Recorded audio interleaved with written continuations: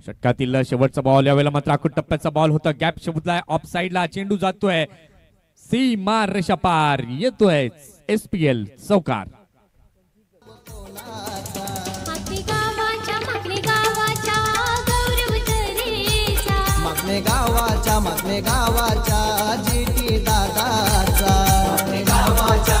तर 8 धावांवरती देखील नाबाद तेजस खेळतो, यावेळेला मात्र काय चांगला फटका, स्टँड अँड डिलिव्हर्ड शॉट, षटकार, 6 धावा।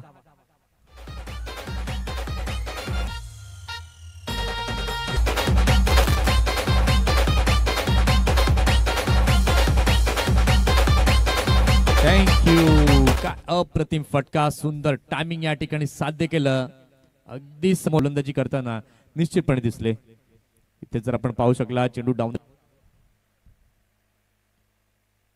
यावेळेला मात्र पुन्हा एकदा चांगला बॉल, त्याला दिली दिशा स्क्वेअर लेगच्या दिशेला, अगदी स्क्वेअर लेग आणि फाईन लेगच्या मध्ये चेंडू जातोय, चौकार, 4 धावा।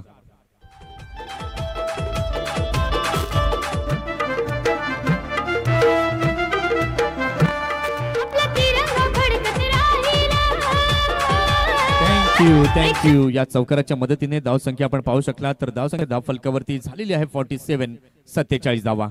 पुन्हा एकदा काय जबरदस्त फटका, स्ट्रेट डाऊन द ग्राउंड, चेंडू जातोय सीमा रेषा पार, येतोय चौकार।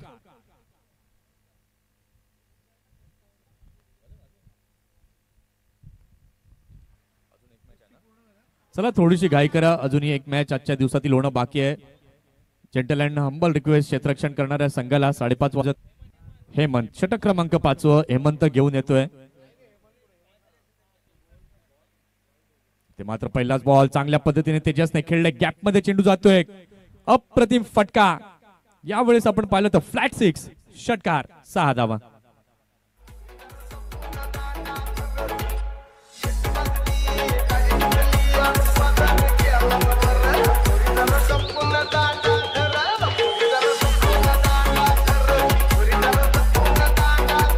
नाबाद एक सुंदर विस्फोटक इनिंग पेश करते, पुन्हा एकदा फुलटॉस बॉल, यावेळेला मात्र दिशा दिली त्या चेंडूला, चेंडू आपण पाहू शकाल तर थर्ड मॅनच्या दिशेला जातोय, 2 क्षेत्ररक्षक या ठिकाणी मात्र पोहोचू शकत नाही चेंडू पर्यंत आणि चेंडू जातोय सीमारेषा पार, चौकार, 4। या चौकाराच्या मदतीने धाव संख्या आपण पाहू शकला तर धाव संख्या धाव फलकावरती झाली आहे 70।